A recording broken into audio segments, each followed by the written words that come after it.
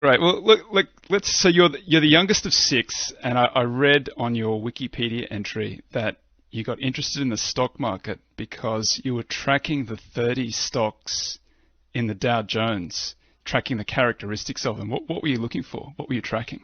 So this fits in with the story about my grandfather. So my grandfather gave away, like I said, 95% of his fortune during his own lifetime, but the little 5% that he didn't give away became the O'Shaughnessy Foundation, which is a fairly large foundation even today.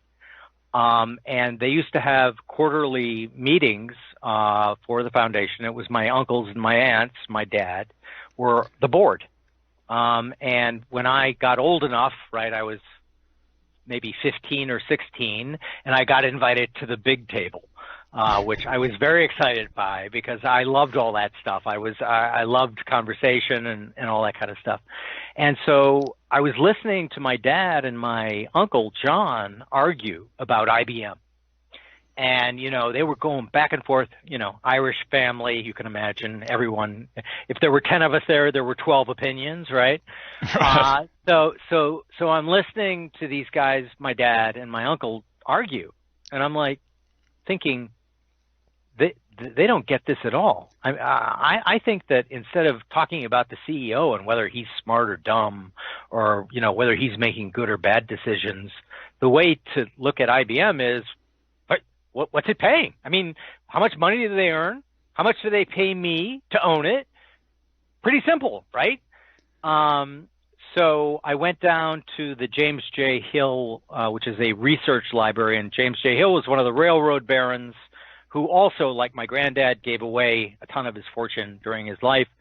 And it was a great research library. And my original, I was very ambitious. And I was probably 17, 18 at the time. And it got foreshortened because I was 17, 18, and much more interested in girls and going to parties and everything else.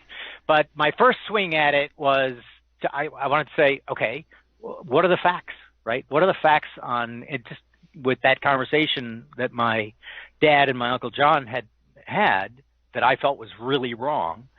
Let's find the facts. And so I did some research, and that meant going to a library, no internet, no iPhone to look it up on.